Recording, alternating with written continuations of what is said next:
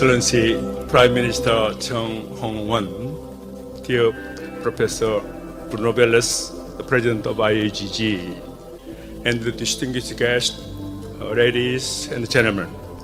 I am very honored to take over the presidency of IAGG, which has a prestigious history of 63 years.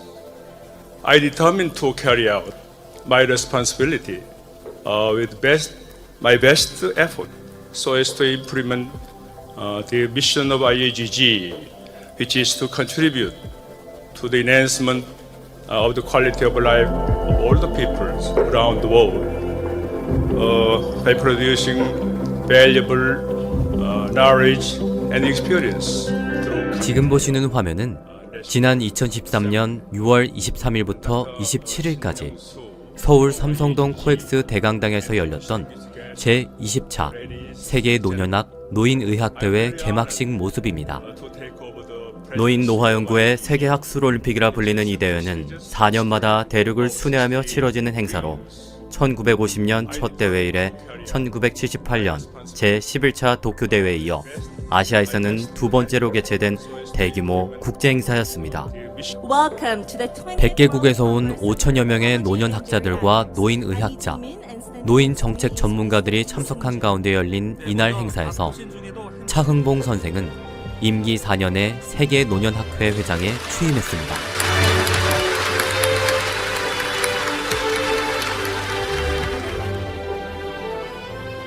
IAGG는 유엔의 노인 정책 자문 역할을 비롯 전 세계 노인 문제 연구와 교육 등 지난 20세기부터 최대 이슈로 떠오른 고령화 사회 문제를 고민하고 웰 에이징에 대한 해법을 제시하는 세계 최고 권위의 국제 학술 단체입니다. 따라서 2009년부터 이어진 차기 회장 4년과 현직 회장 임기 4년, 그리고 2017년부터 시작되는 직전 회장 4년을 합쳐 12년 동안 이 조직을 이끌어가고 노년 문제를 주제로 하는 각종 국제회의에서 중심 역할을 맡는 IAGG 회장 취임은 개인사적인 영광을 넘어 국가적으로도 큰 경사였습니다. 2009년부터 IAGG를 이끌어온 브루노 벨라스 회장의 인사말과 차흥봉 신임 회장의 대회사, 박근혜 대통령과 반기문 유엔 사무총장의 영상 메시지, 그리고 행사에 참석한 정원홍 국무총리의 축사순으로 이어진 이날 행사에서 차흥봉 선생은 대회사의 모두를 이렇게 시작해 많은 사람들에게 깊은 감명을 주었습니다. I was born into this country during the international turbulence between the Second World War and the Korean War, which broke out in 1950, the same year when the IAGG was established. At that time, most Koreans were suffering from the long-term legacy of poverty and the agony of war. Korea was one of the most poorest countries in the world. 그의 말대로 대한민국 모두가 어려운 시기가 있었습니다. 차흥봉 선생은 그 고난의 시기였던 1942년 경상북도 의성에서 태어났습니다. 그리고 그곳에서 혹독한 가난과 질병의 고통 속에서 유소년기를 보냈습니다. 그런데 바로 그 빈곤과 처절한 아픔이 평생 동안 사회복지 문제에 천착하도록 만든 밑거름이 됐고, 마침내 이렇듯 세계가 인정하는 고령화 사회 전문가이자 대한민국 사회복지정책사의 한 획을 긋는 최고 전문가로 우뚝 자리매김하게 된 것입니다. 그렇기에 그에게 쏟아지는 박수 소리는 더욱 크고 우렁찼으며 그에 대한 신뢰와 찬사는 대한민국의 국격을 높이는 계기가 되기도 했습니다.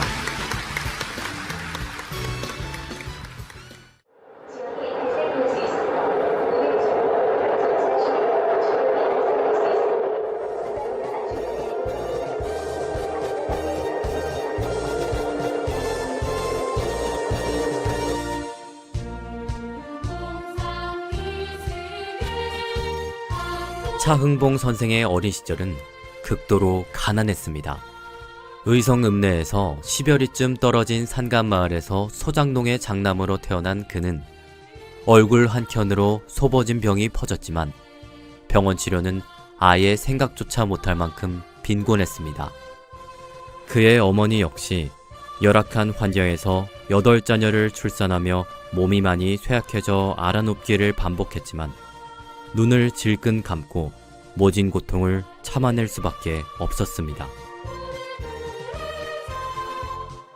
그가 태어났던 1942년, 영국의 저명한 경제학자 베버리지 박사는 빈곤과 질병, 그리고 무지와 불결과 나태를 인간의 5대 악으로 규정한 베버리지 보고서를 발간했습니다. 안타깝게도 그의 고향 마을이 바로 그랬습니다. 대부분의 사람들이 5대 악을 대물림하듯 무지했고 불결했고 나태했으며 그 결과 오랜 세월 빈곤과 질병에 시달리는 악순환이 반복됐습니다.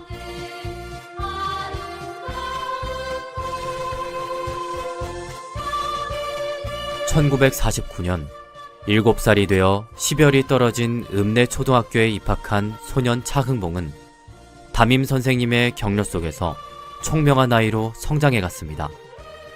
1학년 때부터 반장을 맡아 솔선수범하는 자세와 책임감 있는 정신을 키웠고 학업 성적 또한 초등학교 내내 1등을 도맡았습니다.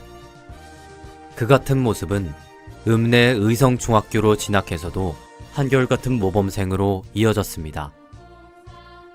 집은 여전히 극도의 빈곤에서 벗어나지 못했지만 언제나 성실하고 공부 잘하는 그의 학창시절은 고향 친구들과도 깊은 우정을 쌓는 귀중한 추억으로 남아 있습니다. 초등학교는 우리 마을이 아니고 우리 마을에서 산 넘고 강 넘고 한 10여리 떨어진 가면 읍이 있어요. 그 읍에 있는 초등학교를 산 넘고 강 넘고 그걸 가서 학교에 들어갔었죠. 저는 학교 들어갈 때까지 전혀 공부란 걸 한 적이 없어요. 한학도 배운 적이 없고요. 그러고 그냥 학교 들어가서 처음 가짜, 나짜 이거 배우는 그런 해서 학교 들어갔고. 저는 그 인생 형성에서 굉장히 중요한 게 이때 어떤 담임 선생님이 김계숙 선생님인데요. 물론 지금은 다 돌아가셨습니다만 그 선생님이 저를 담임하셨는데 그 선생님이 저를 어떻게 봤는지 반장을 시키더라고요. 반장을요. 반장이라는 게 그때 60명 한 클래스에 반장하면 뭐 선생님 들어보면 뭐 자기가 경애하기도 하고요. 저는 그때 그 선생님이 반장을 시키니까요. 그러니까 어린 기분에도 참 그 기분이 좋고 그러니까 책임감이 느끼고 그러니까 이 책임감을 느끼면서 바로 따라오는 게 이게 모범생이 돼야 된다는 생각이죠. 그러니까 교실에 앉아서 모범생이라는 게 학교 선생님 말을 잘 듣는 거죠. 잘 듣고 노트하고 그 선생님 말 잘 듣고 노트를 잘하고 했더니요. 시험을 치는데 100점이 나오는 거예요. 100점. 그 첫 시험에 제가 100점을 받고 참 기분이 좋더라고요. 그래가지고 뭐 신이 나가지고 그다음에 더 열심히 이제 받아 적고 공부를 하고 하니까 계속 100점이 나오고 그래서 제가 초등학교 1학년 때부터 초등학교 6학년 때까지 거의 1, 2등을 안 놓치고 공부를 잘하는 그룹들. 1962년 봄, 그는 서울로 올라왔습니다. 어느덧 20살까지 성장한 청년 차흥봉은 그해 서울대학교 사회학과에 입학했습니다. 대구에서 고등학교를 졸업하고 가정 형편상 대학 진학을 포기한 채 6개월가량 공장 생활을 하던 중 서울대 법대에 다니던 고등학교 친구의 권유로 뒤늦게 입시 준비에 나서 크나큰 삶의 변화를 갖게 됐습니다. 그가 사회학과를 선택한 이유는 사회 문제에 대한 관심 때문이었습니다. 특히 유년기부터 몸에 달고 살았던 빈곤과 질병, 그리고 무지로부터의 근원적인 고통을 어떤 방법으로 해결할 것인가? 아직은 막연했지만 왠지 사회학이란 학문에 그 해결책이 있을 것 같다는 기대감이 그를 사회학도의 길로 안내한 것입니다. 그가 대학에 입학하던 1962년 우리나라의 1인당 국민소득은 103달러에 불과했습니다. 겨우 GDP 100달러 시대를 막 턱걸이했던 무렵 대한민국 국민 대다수가 그만큼 가난과 질병으로 고통받던 시절이었습니다.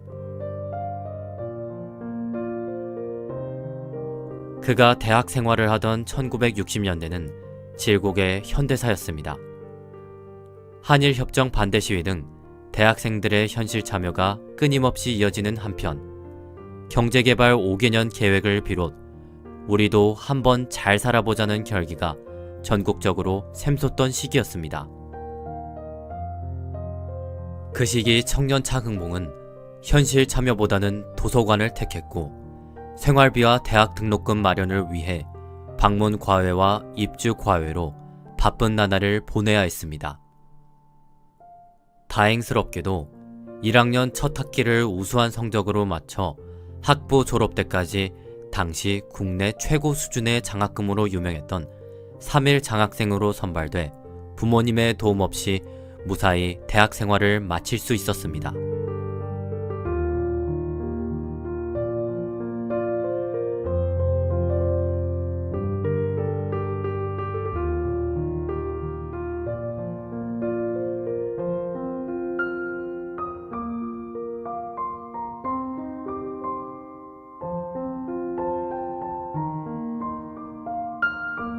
(1969년) 그에게 첫 두 갈래 길이 놓였습니다.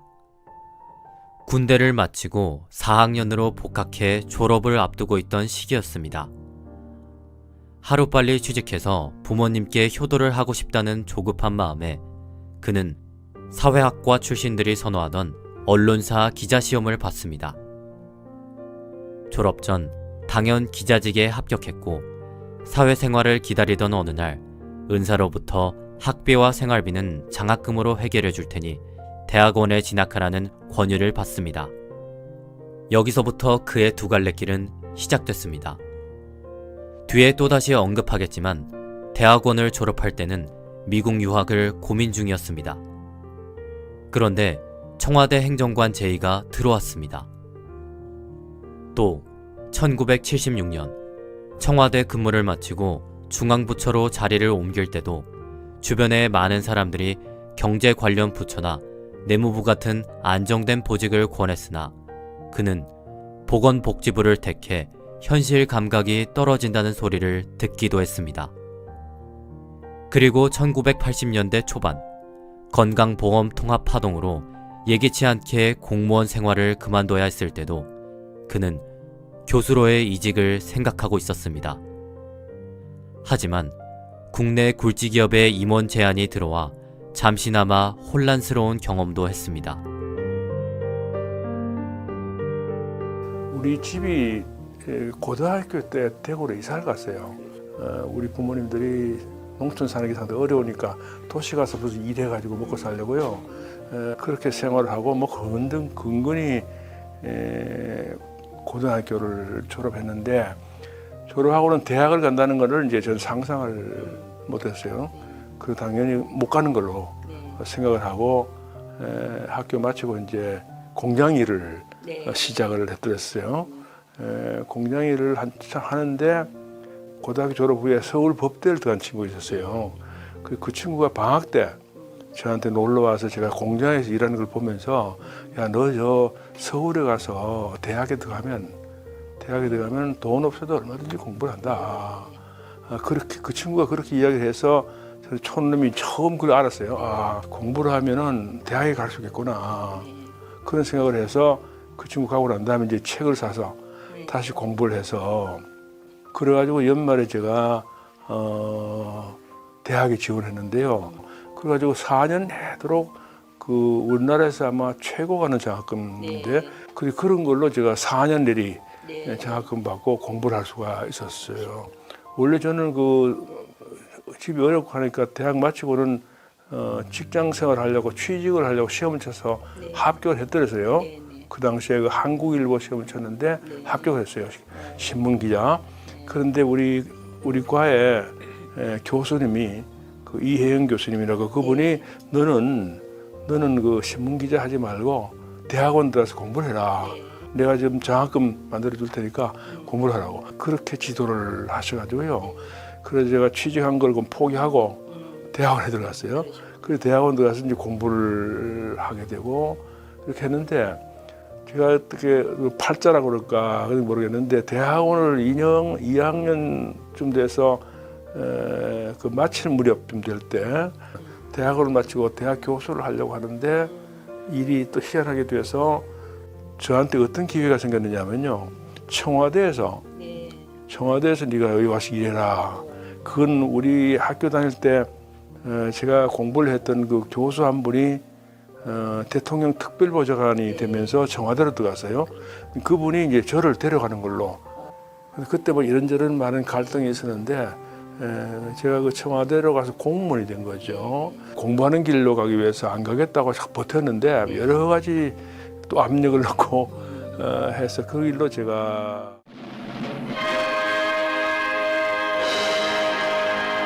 여기는 포항 종합제철 공장입니다.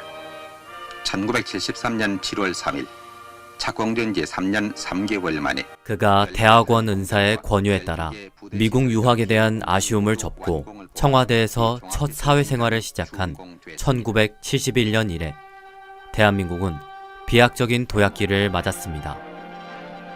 1961년부터 71년까지 10년 동안의 경제 성장률은 고작 1인당 GDP 기준 $200 정도의 상승폭에 그쳤습니다.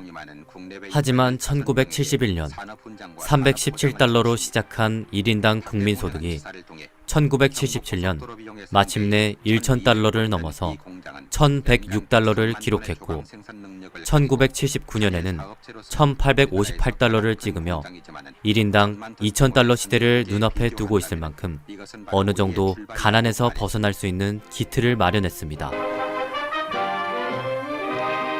박 대통령은 이 시기 30대 사회인인 차흥봉은 1976년까지 새마을운동이 한창이던 농촌 개발 현장을 찾아 5대학을 척결하기 위해 노력하는 등 박정희 대통령을 지근거리에서 보좌하는 청와대 행정관을 거쳐 1983년까지 보건복지부 사회과장 및 보험제도 과장으로 국가 발전을 위해 봉직하는 여러 활동을 펼칩니다.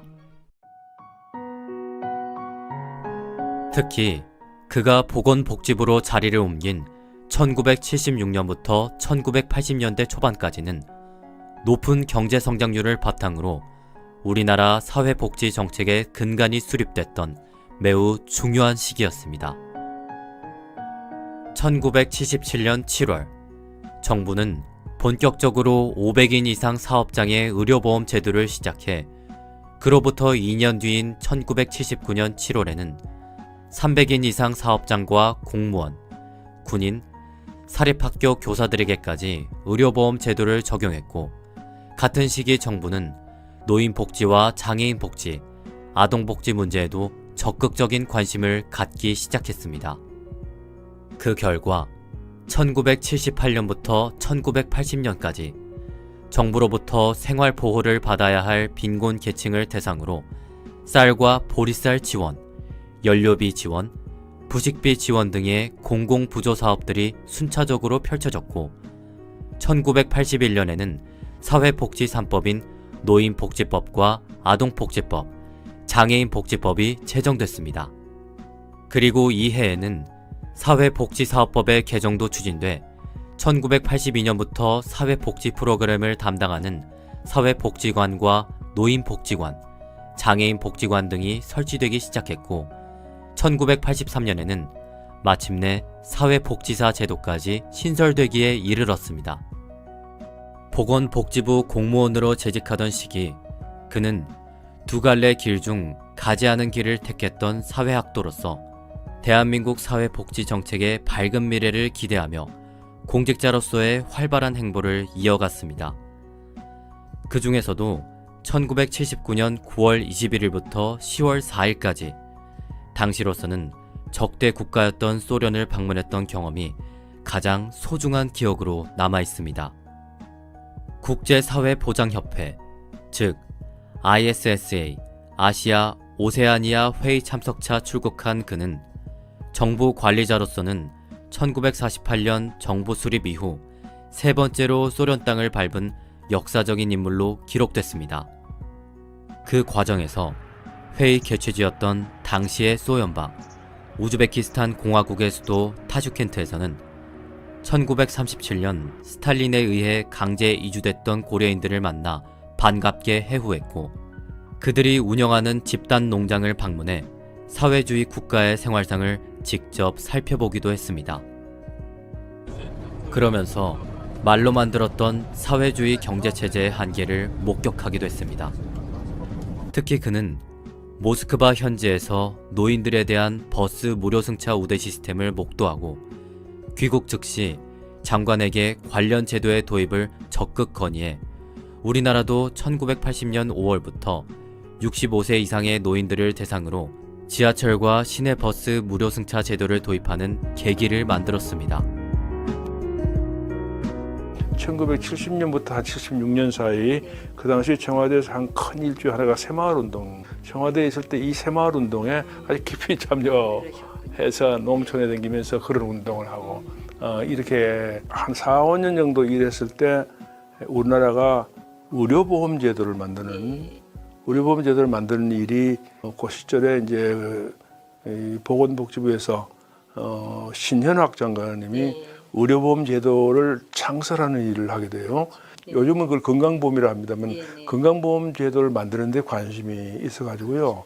제가 그 자원을 해서 보건복지부를 가겠다 하니까 이제 그것도 보건복지부 가는 것이 허락이 돼서 제가 보건복지부로 가게 됐죠. 그런 과정에서 보건복지부에 공무원을 할 때 1979년에 그 국제사회보장학회 회의가 있어가지고 소련을 가게 되는데요. 공식 일정을 마치고 이제 돌아오기 직전에 일요일이었는데요. 휴일인데 일이 다 끝났는데 마침 하루가 남아 있어가지고 그때 같이 간 일행하고 둘이서 그 모스크바 대학을 구경하러 가자 했어요. 그래서 이제 버스를 저 타려고 했더니 그 대학 학생들이 모두 버스를 타고 있는데 그 학생들이 전부 버스 타면서 동전을 뭐 하나씩 내고 타더라고요. 근데 어떤 할머니 한 사람이 그 중에서 그걸 타는데 이 할머니는 동전을 안 내고 하얀 표를 이렇게 내더라고. 돈을 안 내는 거예요. 그래서 제가 학생들한테 저 할머니는 어떻게 저 하얀 표를 내느냐 이렇게 물어봤더니 학생들 대답이 우리는 그 노인들을 우대해서 버스 요금을 무료로 합니다. 그 무료 표를 준 거다 이게야. 아유 제가 그때 깜짝 놀랐어요. 그래가지고 출장 끝나고 돌아와서 제가 그 당시 장관님이 신현학 장관인데 그분 보고를 했어요. 제가 모스크바 대학 갈 때 이런 걸 내가 봤다. 그런데 저기는 공산주의 국가는 참 그런 게 없는 줄 알았더니 참 이런 인간적인 그런 그 제도가 있는 거 보고 제가 깜짝 놀랐다. 그러니까 우리나라도 노인 복지를 위해서 이런 노인들을 우대하는 뭐 이런 교통요금이나 한 제도를 만듭시다. 그래 했더니요 장관이 아주 바로 오케이 하라고. 그때 장관이 방침을 정해줘가지고 그래갖고 이제 제가 힘을 얻어서 경로 우대 규정이라고 하는 법률이 아니고 규정을 보건복지부 장관 훈령으로 법률과 똑같은 건데요. 그런 제도를 제가 아주 열심히 만들었죠.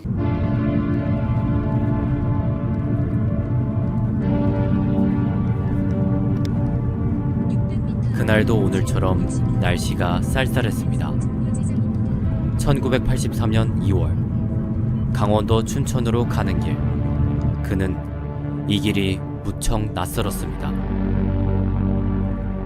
평소 출근하던 서울 광화문 정부 종합청사와는 영 딴판의 다른 길이었기 때문입니다. 2022년 12월 초 오랜만에 춘천 한림대학교를 찾는 그의 시선은 지금으로부터 꼭 40년 전 어느 날에 머물렀습니다. 1982년 가을 보건복지부 보험제도 과장으로 재직하던 그는 건강보험 통합 문제로 큰 곤혹을 치렀습니다. 당시 김정래 복지부 장관과 여야 국회의원들까지 건강보험의 일원화를 주장하는 그에게 힘을 실어줬지만 경제단체와 결탁한 청와대 일부 공직자들의 강력한 반대로 뜻을 이룰 수가 없었습니다. 그리고 그는 온갖 수모에 시달리다 결국은 1983년 초 모든 열정을 다했던 보건복지부를 떠나 어느 한순간 실업자 신세가 되는 불운의 변곡점을 맞게 됐습니다. 그러나 세상은 꼭 나쁜 일만 있는 게 아니었습니다. 뜻이 있는 곳에 길이 있다는 경고를 새삼 일깨워주는 기회가 찾아왔습니다. 그가 대학원을 마치고 미국 유학을 구상했던 이유는 교수가 되고 싶었기 때문입니다. 하지만 당시 청와대 특별보좌관으로 입직했던 은사의 권유로 두 갈래 길 중 다른 한 길을 택했던 그는 40살 불혹의 나이로 자신의 오랜 꿈을 성취했습니다. 대기업 임원직 제안까지 뿌리치며 이 대학에서 인생 제2막을 새로 시작하게 된 것입니다. 한림대학교 설립자이신 윤덕선 이사장님은 원래 의사이신데 서울에서 한강성심병원과 같은 병원을 운영하시다가 1982년에 한림대학교를 설립했습니다. 저는 1983년에 보건복지부 일을 그만두고 인생을 방황할 때 우리 윤덕선 이사장님이 저를 붙들어 주시고 이 학교를 인도를 해주셔가지고 저한테는 인생의 큰 은인이십니다.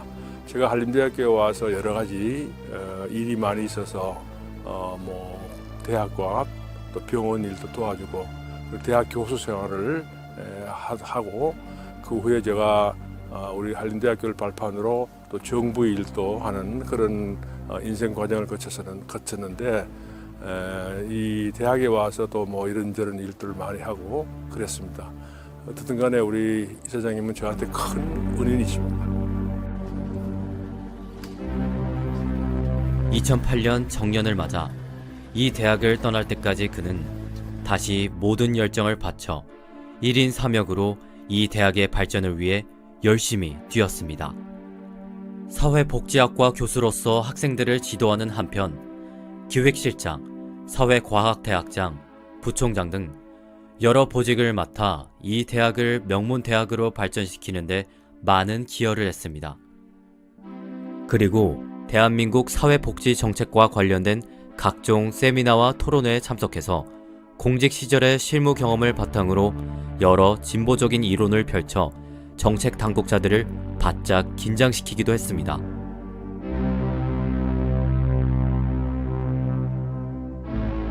(1987년) 시작된 민주화와 함께 사회적인 요구가 더욱 거세진 상황에서 여러 사회복지 정책과 건강보험 통합 문제에 대한 그의 거침없는 소신 발언이 늘 화제였습니다. 그리고 그가 제시하는 이론적 틀은 이제 어느덧 국회의원 선거와 대통령 선거가 있을 때마다 후보자들이 앞다투어 경청하는 주요 의제로 자리 잡게 됐습니다.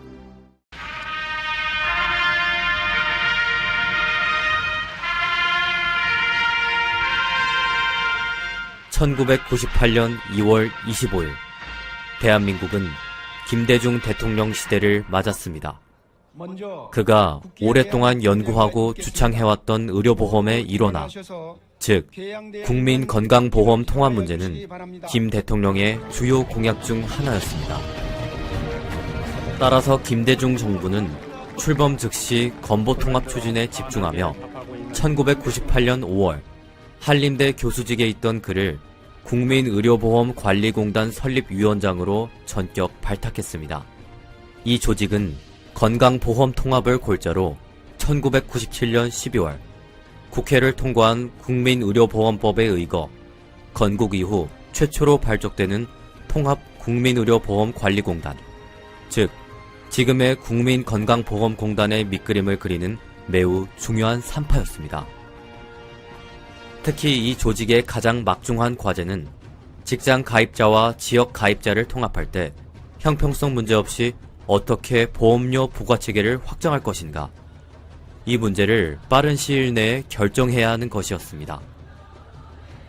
이 과정에서 차흥봉 설립위원장의 오랜 경륜이 빛을 발했습니다. 과거 보건복지부 근무 시절 강원도 홍천 지역 등을 대상으로 2차례에 걸쳐 실시했던 의료보험 시범사업에서 얻은 지역 의료보험료 부과체계 데이터가 훌륭한 밑자료로 활용됐고, 한림대 교수 시절이던 1988년과 89년 당시 그가 만들었던 농어촌 지역의료보험과 도시지역 의료보험의 보험료 부과체계에 대한 연구보고서 역시 매우 유용한 참고자료가 됐습니다. 차 위원장의 이 같은 오랜 노하우를 바탕으로 국민의료보험관리공단 설립위원회는 발족 3개월 만인 1998년 8월 말 부담 능력이 있는 계층에 대해서는 보험료 부담을 높이고, 부담 능력이 부족한 계층은 부담을 낮추는 통합보험료 부과체계를 확정하고, 이를 발표해 국민들로부터 좋은 평가를 받았습니다. 국민연금 제도의 핵심 원리는 세대 간 연대를 기반으로 한 사회. 지금 보시는 화면은 2020년 3월 방송된 KBS 영상으로 국민연금에 대한 우려를 담고 있는 시사 프로그램입니다. 국민연금은 건강보험과 함께 사회보장제도의 가장 중요한 두 축 가운데 하나입니다. 그런 점에서 이들 제도에 대한 국민적 관심은 언제나 높을 수밖에 없습니다. KBS가 이 방송을 내보내기 20여 년 전인 1999년은 국민연금 제도에 대한 국민적 관심도가 가장 높은 한 해였습니다. 우리나라의 국민연금 제도는 직장 가입자들을 중심으로 1988년 처음 시작됐습니다. 그리고 1995년 농어촌 지역으로 범위를 확대했고, 1999년 도시지역 주민들에게까지 적용 범위를 확대하겠다는 애초 계획에 따라 김대중 정부는 1999년 초 1100만 명가량의 도시지역 신규 가입자들에게 국민연금 납부고지서를 배부했습니다.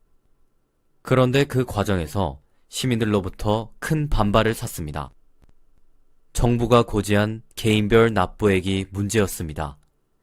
시민들은 자신의 소득을 어떤 기준으로 계산한 것이냐며 반발했고, 이 문제는 국민연금 제도에 대한 불신으로 이어져 김대중 정부는 1999년 새해 벽두부터 큰 곤혹을 치러야 했습니다.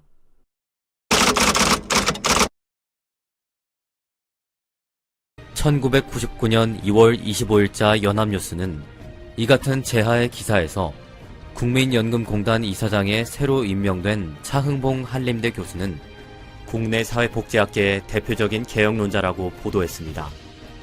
그러면서 의보통합 과정에서의 활약에 힘입어 전계휴 전 이사장이 국민연금 가입자들의 반발에 따른 책임을 지고 물러난 이후 총체적인 난맥상에 빠져있는 국민연금공단을 이끌고 갈 수 있는 몇 안 되는 적임자로 꼽혀왔다고 강조했습니다. 또 차 이사장은 지난해 지역의료보험조합과 공무원, 교직원 의료보험조합의 통합을 위한 단일보험료 부과체계를 개발했고, 국민의료보험관리공단 설립위원회 위원장을 지냈다는 설명도 곁들였습니다. 그리고 박정희 대통령 시절 청와대 비서실 행정관으로 관계에 입문해 76년 보건사회부에 발을 들여놓은 뒤 83년 의료보험 통합파동으로 보험제도 과장에서 옷을 벗었던 아픈 과거도 있다면서 이후 한림대 교수로 활동하며 90년대 후반 의료보험 통합 논쟁이 무성하자 학계의 대표적인 통합론자로서 의료보험 통합 추진 기획단 위원으로 참여하며 각종 정책 토론회 등에서 맹활약하기도 했다는 자세한 프로필까지 보태 국민연금 제도에 불만을 갖던 많은 시민들에게 깊은 신뢰를 주기도 했습니다. 이로써 그는 국민의료보험관리공단 설립위원장의 임무를 마치고 학교로 돌아가 1999년도 1학기 수업을 준비하던 중 또다시 국가의 부름을 받고 이번엔 국민연금공단 이사장을 맡아 국민소득보장정책을 다루는 주무부처 수장으로서 연금제도에 대한 문제점을 보완하는 한편 적극적인 대국민 홍보에도 나서 취임 3개월도 안 돼 도시가입자 1100만 명 중 98% 이상의 가입자를 확보하는 큰 성과를 올렸습니다.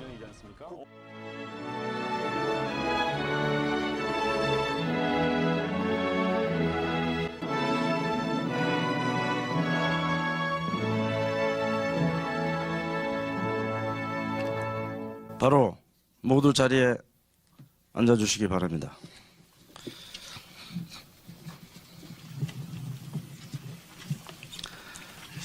이어서 보건복지부 장관의 업무 보고가 있겠습니다.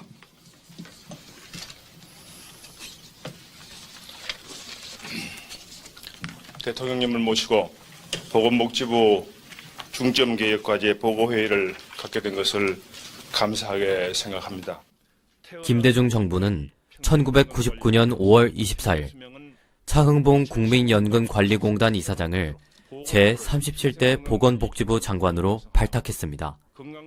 1976년 7월 청와대 행정관직을 떠날 때 현실 감각이 떨어진다는 소리까지 들어가며 스스로 택했던 보건복지부. 그리고 1983년 2월 보험제도 과장으로 있을 때 건강보험 통합 문제와 관련된 1차 파동으로 온갖 수모를 겪으며 물러나야만 했던 그 보건복지부의 수장 자리로 16년 만에 화려하게 복귀한 것입니다.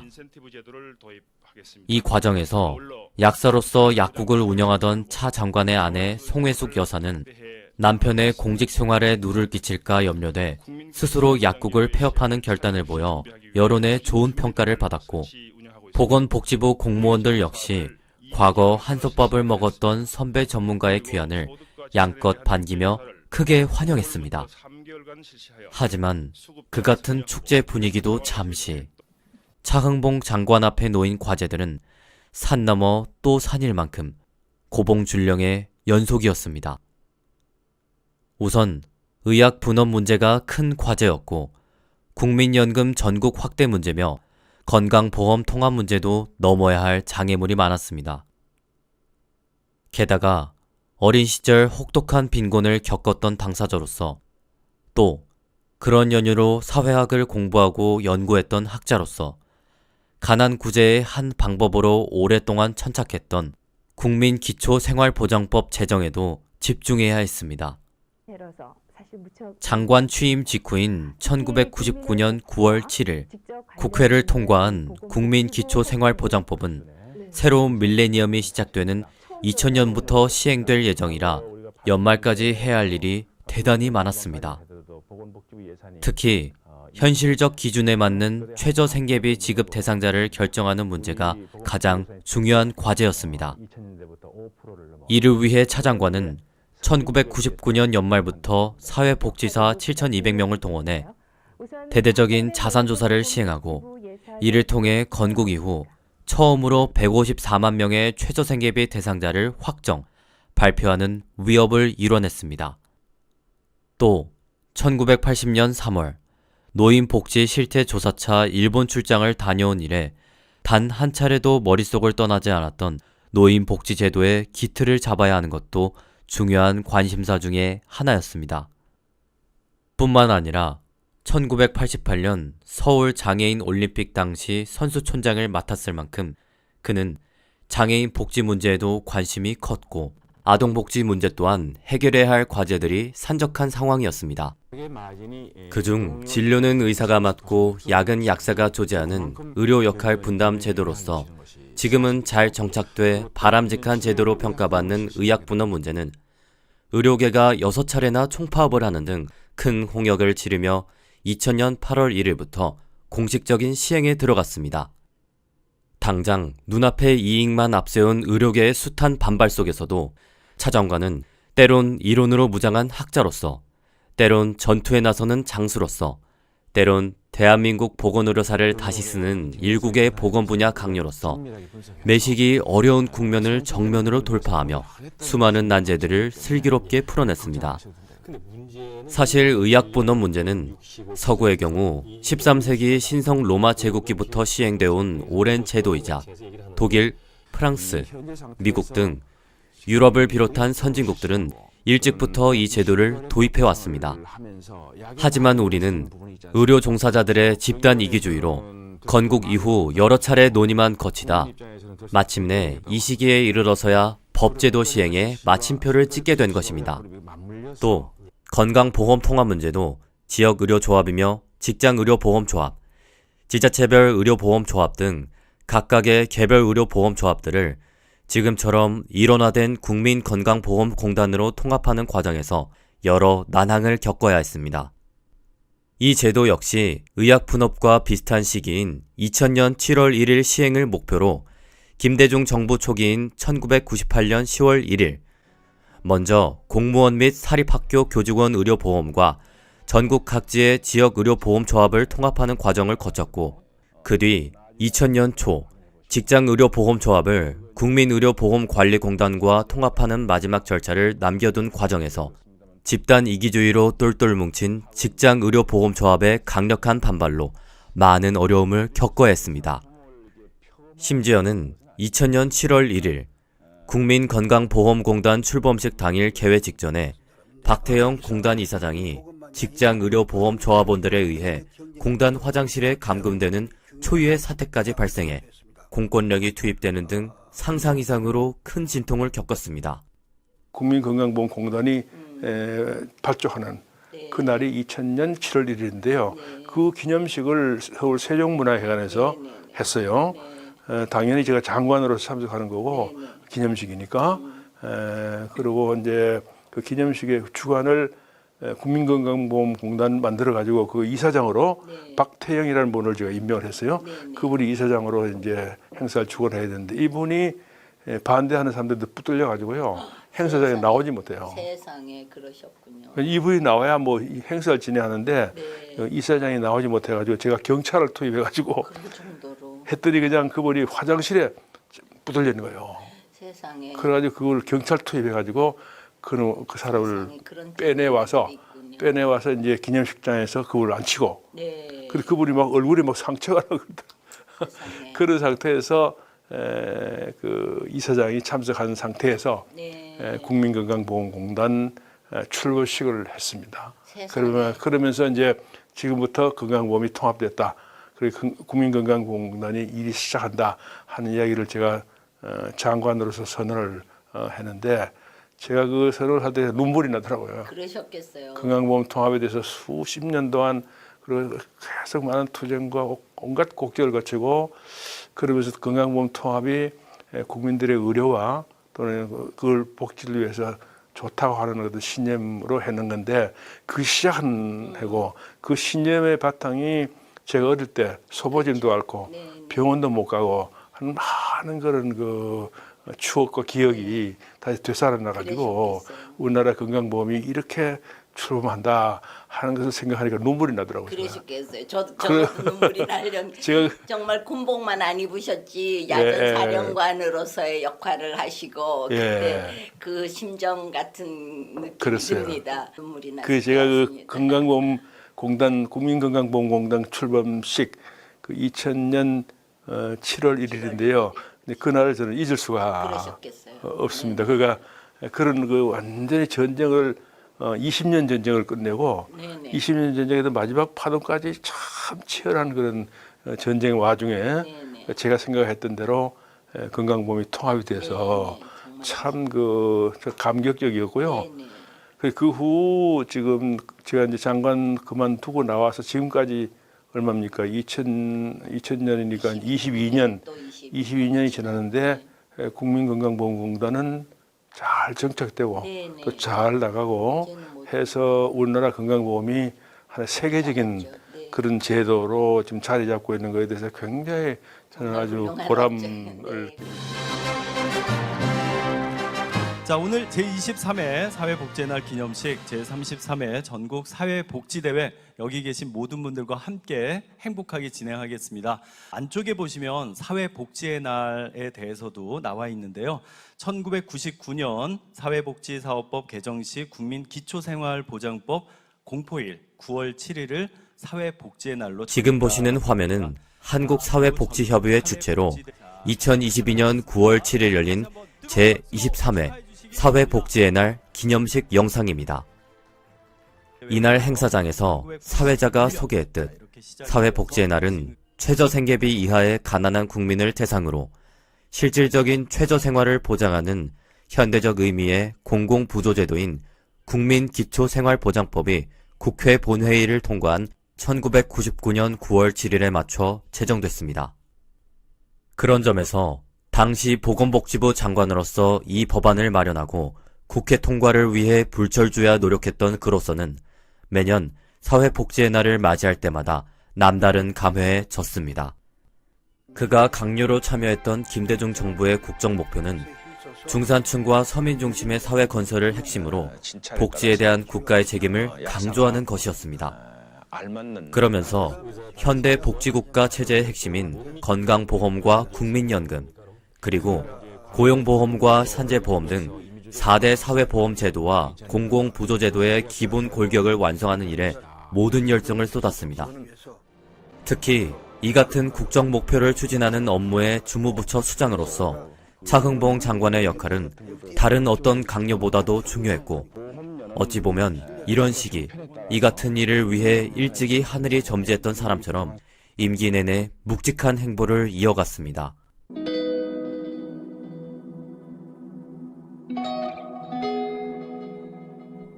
새로운 밀레니엄이 시작되는 2000년 설날을 맞아 김대중 대통령은 국민기초생활보장제도의 수혜자들이자 주인공들인 빈곤 계층 어르신들을 청와대로 초청했습니다. 이날 아침 초대 손님들에게 떡국을 대접하는 자리에서 김 대통령은 금년부터 국민기초보장제도를 실시한다고 밝히면서 이로써 우리는 수천 년 가난의 굴레에서 벗어나게 됐다는 감동적인 인사말을 했습니다. 그 순간 곁에 앉아 김 대통령의 말씀을 듣고 있던 차흥봉 장관의 눈시울이 붉어졌습니다. 그리곤 이내 눈물을 흘렸습니다. 수천 년 빈곤의 굴레는 자신이 직접 경험했던 아픔이었고, 그 혹독한 경험을 바탕으로 국민 모두가 가난의 굴레에서 벗어날 수 있는 길을 모색하기 위해 사회학 공부를 택했고, 마침내 보건복지부 장관이 되어 국민기초보장제도의 틀을 만들고 시행까지 눈앞에 두고 있다는 감회가 특별했기에 이렇듯 만감이 교차했던 것입니다. 그는 그날의 감동을 지금도 잊지 못합니다. 그렇기에 보건복지부 장관 시절 의약분업과 국민연금 전국 확대, 건보통합 등의 대형 업적에 가려 다소간 덜 알려진 측면이 있는 국민기초생활보장제도의 법적 토대를 만들었다는 보람은 20년이 훨씬 지난 지금까지도 늘 자랑스럽기만 합니다. 또 2000년 8월 6일 보건복지부 장관에서 물러나 한림대 교수로 복직한 뒤에도 보건복지부 공적요양보장제도 실행위원회 위원장과 대통령 자문 고령화 및 미래사회위원회 자문위원장 등을 맡아보며 장관 시절 자신이 기초를 닦았던 노인 장기요양보험제도의 틀을 완성해 2008년부터 시행되도록 한 점 역시 대한민국 보건복지사의 길이 남을 그의 큰 업적 중 하나입니다. 특히 이 제도는 어린 시절 오랫동안 질병으로 고통받던 어머니와 고향 어르신들을 생각하며 현대판 효자효녀 제도를 만들고자 박사학위 논문조차 장애 노인 부양가족의 장기 요양 보호 서비스 이용 선호도와 그 결정 요인에 관한 연구로 했고, 1991년 안식년을 맞았을 때도 미국 위스콘신 대학으로 떠나 롱텀 케어, 즉 장기 요양을 주제로 깊이 공부하며 연구했을 만큼 오랜 세월 관심을 기울였던 노력의 결실이라 더욱 보람스럽습니다. 뿐만 아니라 1981년 보건복지부 사회과장 시절 자신이 기초를 닦았던 노인복지법의 연장선이자 완결편이라 요즘도 노인 장기요양 제도에 대한 방송 뉴스를 볼 때마다 그는 가슴 한편으로 그 어떤 뿌듯함을 느낍니다. 종합적으로 보면 70년대 후반까지는 우리나라는 사회복지는 거의 제로였다고 볼 수 있습니다.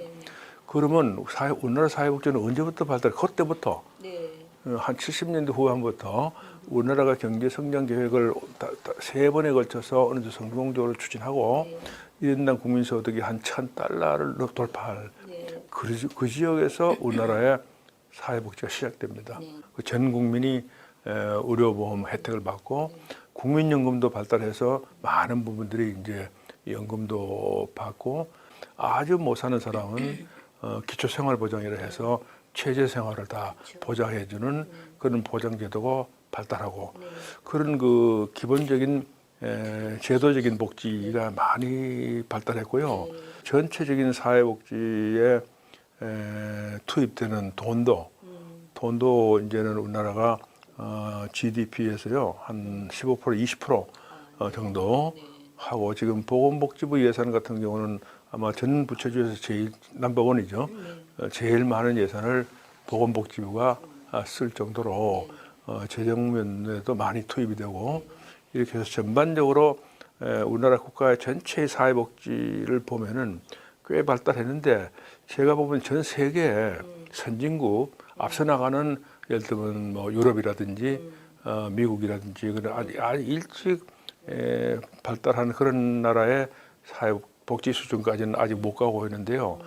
거기에 이제 따라갈 정도로 제가 막 평가하라 그러면 한 7분 능선, 8분 능선쯤은 올라가지 않나 이렇게 생각이 되거든요. 그만큼 따라 올라와서 조금만 더 가면 거의 선진복지 국가 수준으로 갈 수 있지 않겠나 현재. 저는 자간 뭐 우리나라 사회복지 전체를 회고할 때 우리나라 사회복지가 참 완전히 폐허해서 완전히 그 맨바닥에서 출발해가지고 지난 한 4, 50년 동안 이만큼 발달한 것에 대해서 참 감사하게 생각하고요. 그리고 저는 개인적으로 이제 그런 분야에서 일한 거에 대해서 아주 많은 보람도 느끼고 그렇습니다. 예.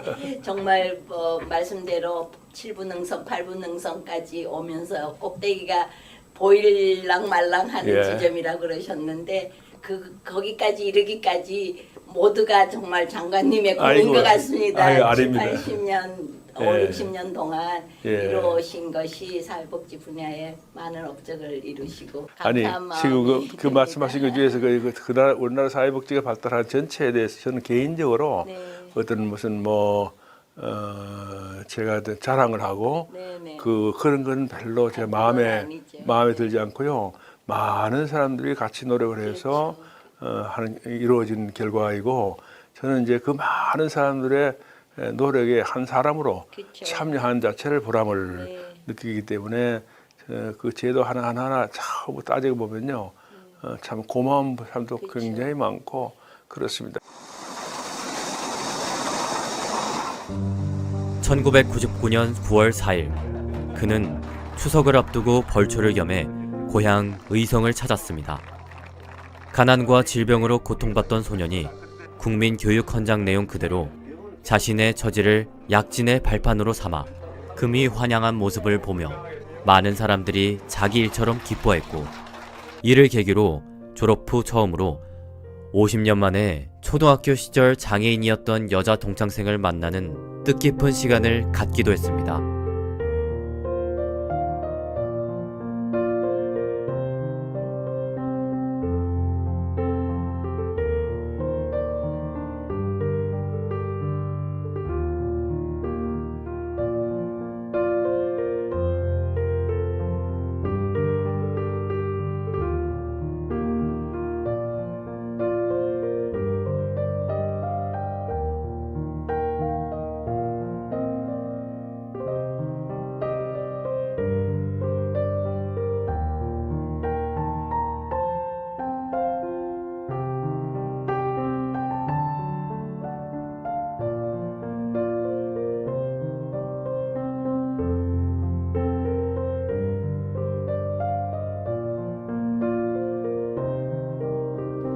보건복지부 장관직을 떠난 지도 어느덧 20여 년.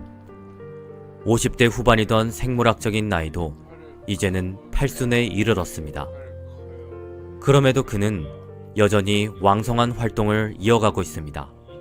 한국과 중국, 일본 등 동아시아 3국의 노인 문제와 노인 복지 문제를 연구하기 위해 설립된 사단법인 동아노인복지연구소의 고문을 맡아 후배들의 활동을 돕고 틈틈이 저술 활동을 하는 한편 어느 정도 코로나19가 진정되며 본물처럼 쏟아지는 여러 사회복지 행사 및 세미나 참석 등으로 차흥봉 선생은 오늘도 분주한 하루를 보내고 있습니다. 그의 공적 활동은 장관에서 퇴임한 이후 꼬리에 꼬리를 물고 끊임없이 이어졌습니다. 팔순을 맞아 이 영상을 제작하기 시작하던 2022년 7월만 해도 그는 임기 3년의 초록우산 어린이재단 회장을 맡아 아동복지에 헌신하는 중이었습니다. 또 코로나 팬데믹으로 임기가 1년 연장됨으로써 IAGG 직전 회장직도 2022년 6월까지 이어져 온라인 국제회의에도 자주 참석해야 했습니다. 2011년부터는 두 차례에 걸쳐 6년 동안 한국사회복지협의회 회장을 수행하며 이 기관의 창립 60주년 행사며 2016년 세계 83개국 2,700명의 관계자들이 참석한 가운데 우리나라에서는 처음 열린 세계 사회복지대회 등 여러 굵직한 행사들을 성공적으로 치러내기도 했습니다. 특히 2012년 한국사회복지협의회 회장 시절 복지 한국을 향한 위대한 여정이란 제목으로 한국사회복지협의회 60년사를 발간한 데 이어 2015년 보건복지부 보건복지 70년사 편찬위원장을 맡아 1년가량 활동하며 대한민국 사회복지사를 집대성했던 공적이야말로 그의 생애사에 길이 남을 최대 업적 중 하나입니다.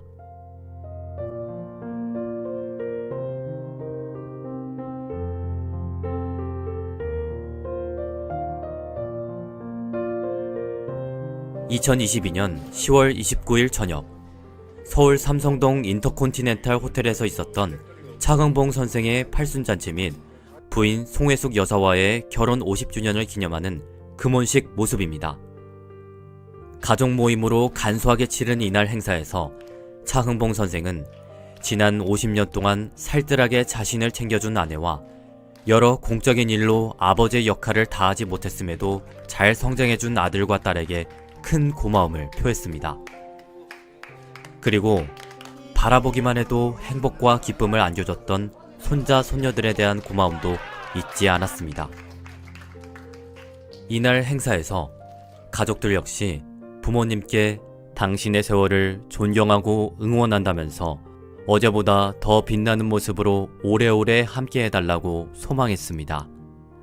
1942년 경북 의성 빈촌에서 태어나 2022년 가족들과 함께 국제도시 서울 강남 한복판에서 팔순잔치를 갖기까지 80년의 세월이 흘렀습니다. 그리고 그 사이 일남 일녀를 둔 가장으로 일가를 이뤘고 개인적으로는 국제사회가 존경하는 사회복지 전문가로 입지를 다졌습니다. 사실 여기까지 오는 데는 가족의 힘이 컸습니다. 그랬기에 그는 늘 남편으로서, 아버지로서, 또 할아버지로서 가족에 대한 미안함이 크기만 합니다. 그랬음에도 당신의 세월을 존경한다는 가족의 응원 메시지를 들으며 그는 1962년 사회학도로 출발한 이래 줄곧 외길을 걸어왔던 자신의 지난 세월을 새삼 반추했습니다. 그리곤 자신의 평소 지론인 웰 에이징, 즉 건강하고 아름다운 노년을 지속하기 위해 그럼으로써 가족들이 소망하는 어제보다 더 빛나는 모습으로 오래오래 함께하기 위해 더 많은 노력을 해야겠다는 다짐의 시간을 갖기도 했습니다.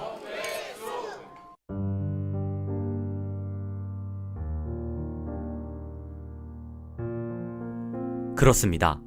차흥봉 선생은 88 서울 패럴림픽 이야기를 다룬 자신의 책 제목 그대로 어둠을 뚫고 새벽을 여는 인생길을 걸어왔습니다. 그리고 그 인생길을 통해 오랜 지하터널 속의 대한민국 사회복지 분야를 지상으로 끌어올리는 데 기여했고 마침내 국제사회가 인정하는 복지 선진국으로 성장하기까지 그의 역할은 실로 지대한 것이었습니다. 그렇기에 대한민국은 그의 업적을 영원히 기릴 것이며 후학들 또한 가장 모범적인 사표로서 그를 존경하며 평생 외길 사회복지 분야에 헌신했던 그의 뒤를 따라 대한민국을 더욱 발전된 인류 보편적인 복지국가로 만들어 나갈 것입니다. 1981년에 우리나라에서 그 노인복지법을 만들고 그것을 태동시키는데 아주 결정적인 역할을 하신 분이고 학문적으로 계속 사회복지 전반에 대해서 연구를 하시면서 특별히 현재 지금 우리나라에 가장 이제 연세 드신 분들이 굉장히 많이 혜택을 보고 있는 노인 장기 요양보험 제도를 만드는데 저하고 같이 굉장히 많은 역할을 해오셨고, 그리고 우리나라뿐만 아니라 세계적으로 학술적으로 가장 영향을 미친 중요한 사건이라고 볼 수 있는 것은 세계 노년학회라고 하는 데가 있는데 2013년도에 우리나라의 세계 노년학 대회를 서울에 유치를 하고 성공적으로 치르고, 그 다음에 연이어서 세계 노년학회 회장으로서 저는 또 사무총장 겸 부회장으로서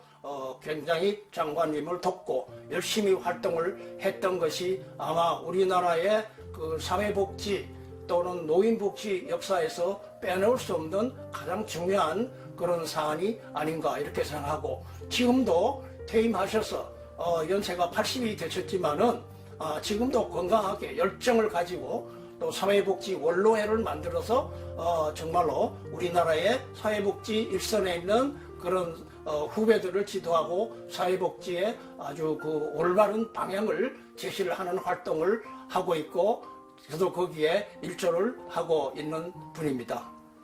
국가와 사회에 기여를 했는 그런 걸로서는 아마 많은 정부들이 그 표현이 될 겁니다. 아마 특히 지금 복지사회로 들어가는 마당에서의 40년, 50년 전에 장봉 장관의 걸어왔는 내력이 그 부분하고 맞닿아 있기 때문에 제가 국가와 소위 말하는 대의에 의한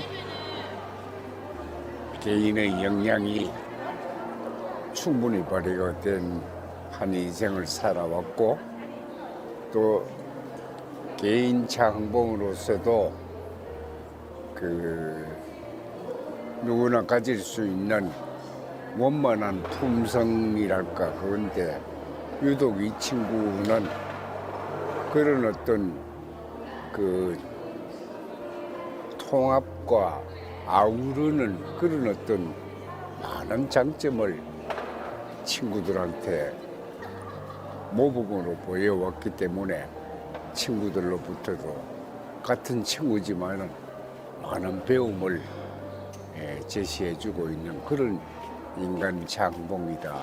이렇게 이제 두 가지 면목으로 정리를 할 수 있지 않겠나 싶은 생각이 듭니다. 1968년에 제가 서울대 사회학과 입학시험을 볼 때 당시 장봉 장관님이 사회학과 조교를 하셔갖고 면접할 때 저희들을 인도를 하셨어요. 그때 처음 뵙고 그 후에 뭐 여러 세월 동안 여러 기회를 많이 갖게 됐습니다. 장봉 장관님이 장관하실 때 또 사회복지의 여러 또 측면들을 같이 의논했고, 또 장봉 장관님께서 세계 노년학회 회장을 하실 때 제가 중국위원회 위원장을 맡아서 차 장관님을 모시고 중국의 여러 지방을 다니면서 중국의 학자들을 유치하기도 했고, 사회복지협의회 회장을 하실 때는 또 한국과 중국의 복지 시스템을 비교하고 서로 교류하기 위해서 한국의 복지 관련자들을 중국에 모시고 또 중국의 복지 관련자를 한국에 모시고 이 일에 또 장봉 장관님과 같이 일을 했었습니다. 그러다가 코로나로 인해서 교류가 중단된 상황에서 제가 동아노인복지연구소를 설립을 하게 되면서 장봉 장관님과 처음 상의를 드렸고, 또 장봉 장관님을 고문으로 모시면서 동아노인복지연구소를 설립하게 됐고, 지금도 같이 여러 활동을 같이 하면서 특히 저희들이 새롭게 사회복지에서는 여태까지 없었던 살림 치유의 방법으로 사회복지 문제를 해결한다든가 이런 시도를 하고 있습니다. 차 장관님께서 특별히 이런 새로운 시도에 대해서 매우 흥미를 많이 가지시고 또 어느 누구보다 열심히 참여하셔서 저희들이 다 존경하고 또 같이 또 선배로서 또 동료로서 같이 일하고 있습니다. 저는 이번에 장봉 장관님을 모시고 10시간 정도 인터뷰를 할 수 있는 좋은 기회가 있었습니다. 평소에 저도 보건사회학을 공부를 하고 또 전공을 하는 사람으로서 장관님이 하신 여러 가지 업적에 대해서 익히 알고 있었고 그랬지만 말씀 나누는 가운데 정말 실질적인 그 정책의 입안하신 과정이라든가 그런 면에서 정말 많이 배웠고 또 인간 장봉 장관님의 그 면모를 뵐 수 있는 기회라서 저는 정말 영광스러운 기회였습니다. 이틀에 걸쳐서 10시간에 걸친 인터뷰 과정 동안 정말 흐트름 없이 지난 시간에 대해서 이렇게 거슬러서 말씀하시는 가운데 그 80년의 삶 속에 묻어나는 우리나라의 역사와 사회적인 그 배경을 이해할 수 있었다는 것이 첫 번째로 저에게는 감동이었고 80년을 살아오신 삶 자체도 존경을 받을 만한 분이지만 우리 사회의 그 복지 정책 특히 노인복지라든가 장기요양보험이라든가 구체적으로 우리 삶에 다 연결되어 있는 많은 복지 정책을 입안하시고 또 실제적으로 이루어내신 그 분을 직접 인터뷰하였다는 것은 저 개인적으로도 굉장히 영광스러운 일이었고 정말 좋은 기회를 가질 수 있어서 참 행복한 시간으로 인터뷰를 하였습니다. 장관님의 팔순의 그 삶을 정말 축하드리고 또 함께 저희들 젊은 세대들과 또 후학들과 함께 갈 수 있는 앞으로의 또 더 좋은 그 80년보다 더 가치 있는 삶을 향해서 함께 나아가는 것이 정말 저희들에게 행복을 주고 있습니다. 장관님 축하합니다. 사랑하고 존경합니다. 감사합니다.